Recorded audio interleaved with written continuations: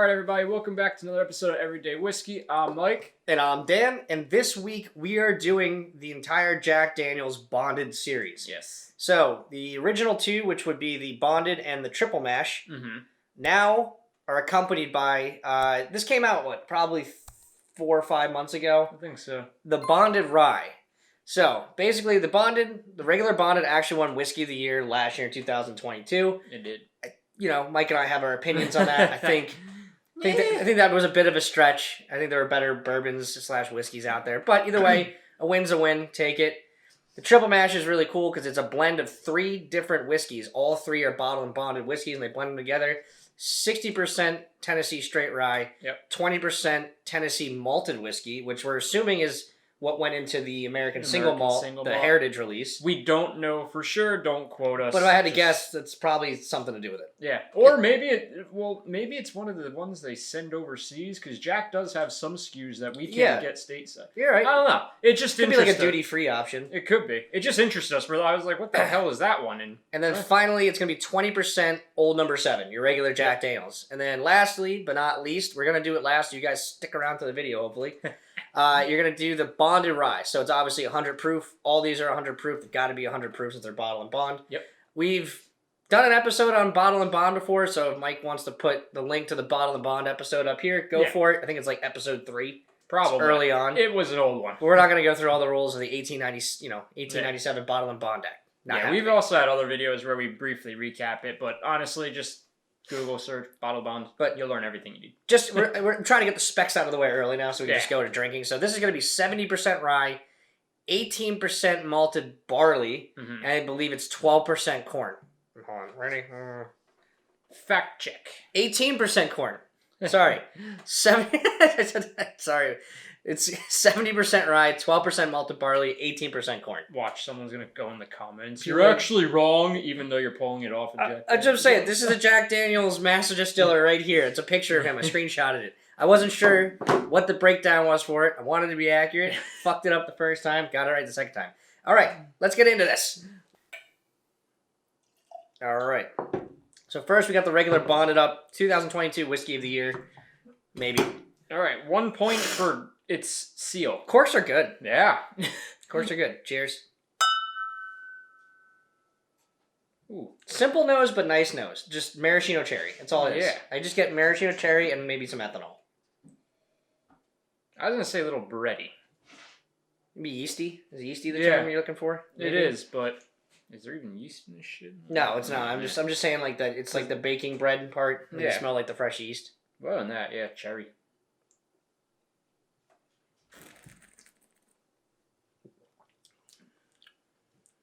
This is has a little more punch to it than I remember. It's definitely developing in the bottle. And before you crucify me, what I mean by that is it's oxidizing. Well, yeah, because we're more than halfway down, and these are about a year old. I don't know why I said developing. It just came out. But just so everybody does know, I do this to all the bottles that we have. Mm-hmm. Yeah, you are supposed to. When your bottles start to get low, technically you should go through and... Every 2 months, I do this. I do this to every bottle. I really need to start doing that at home. I have not. So, like, it will oxidize, but at least you're keeping the cork moist and you're not going to get any dry rot. So, yeah. I do really like it. I don't remember what we scored it, but I have a feeling I scored it a lot higher than what I'm about to score it now. But it still has that maraschino cherry taste. It just it's just got a little... And you think over time you would get less kick because the air is affecting it, but it's not. It's kind of the opposite of what you think would happen. To me, it just tastes like 100 proof Jack. Yeah, I think it's much sweeter.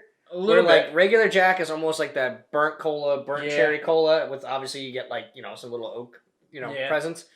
This is much lighter in texture and much sweeter. Yeah, no, I agree. But if I had to put it in simple terms for someone, just 100 proof number 7. Went down to wrong pipe. Oh, that's painful. Wrong pipe. Oh, it's bad when it's soda, worse when it's whiskey. Oh, especially if it's like stag. Okay. Oh. Wow, that sucked. This doesn't suck, but that sucked. That experience sucked. All whiskey sucks when you inhale it instead of swallow. Yeah, it went like straight down the pipe. I'm going 7.4. That's fair. 7.4. I'll meet you there. I'm pretty sure we personally gave this somewhere in the 8s. I would say 8.2 would make And it's sense for like a definitely fresh not. bottle.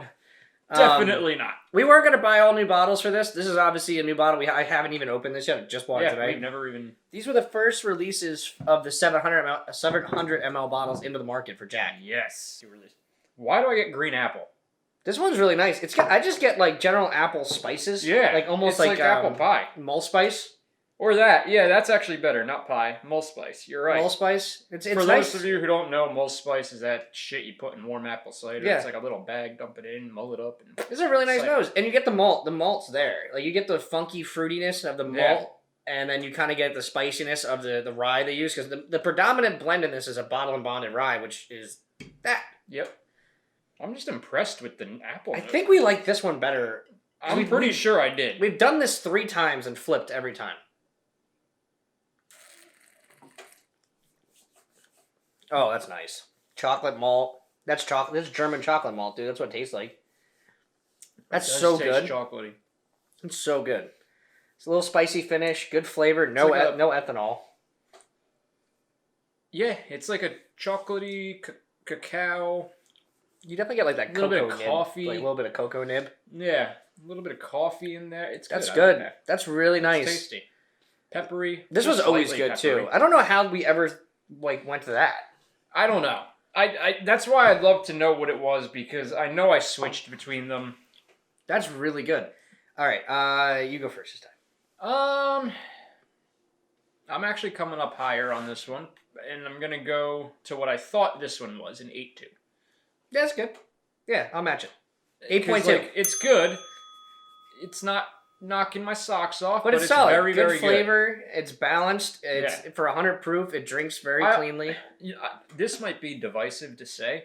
I honestly feel now. Obviously, they can't do this because it would defeat the purpose of the name. But I feel like this could withstand a little bump in proof. Oh honestly. yeah, I think it definitely would bring out like a you little bring it up more to of like the 110, 115. Yeah. I think this would handle very well. Yeah, obviously they'll never do that just because it You goes can't, outside yeah, the branding. 'cause But the like, name, yeah. you definitely might bring out some more of those funky malty notes from Mhm. the actual malted whiskey blended into it. And that's why I'm not much higher than the 8.2 because I feel like there's more that could be done with this. Well, that's like Definitely. that's like the one dig that some people throw at bottle and bonded whiskeys is that like you're handcuffed in the proof. You Yeah. can't deviate off that. No. And like bourbon laws are already so strict that when you add the bottle and bonded rules to it, you're like going from handcuffs to like leg shackles. Yeah.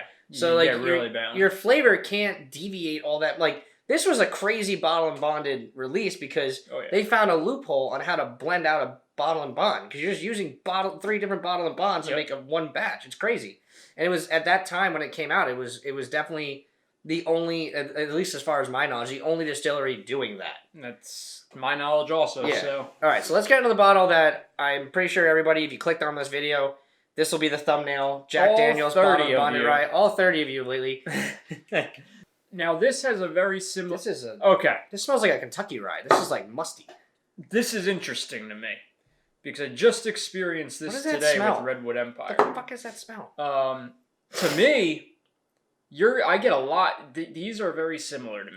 The nose is very. I get apple out of here, but something else in it, like the spices. This is sweet. It's a sweet spice. This is almost giving me a blend of these two in terms of nose.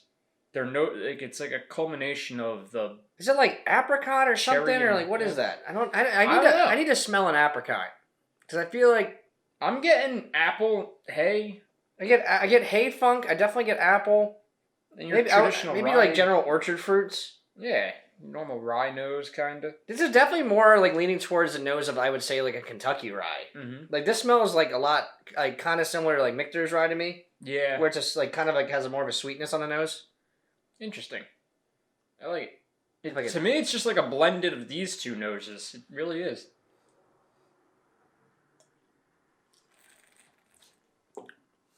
Oh, that's herbal. Ooh. That's like anise. Yeah. That's what the straight fuck? up. That's like anisette. I'm getting anise and fennel. Yeah. It tastes like a Anise- sausage. Holy shit. Yeah, this is a sausage, dude. It tastes like a fucking sausage. sausage whiskey. And I'm not opposed. No, I actually really like this. I just don't know. As gross as it sounds, I'm not opposed. This is really good. This is a really, really good rye. Mm-hmm.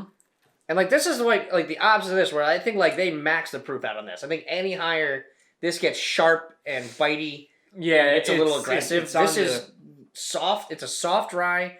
Good black licorice, dill, thyme, anise, whatever you want to call it, fennel. Yeah, Like it's a very standard I palate like for it. a rye. This is Interesting. if you had blindfolded me and didn't tell me what this was, I would tell you this was an MGP rye. Yeah, 100%. I agree. It tastes like an MGP rye, but not the nose. No. The nose has that hay funk you get from like Tennessee or Kentucky. Yeah.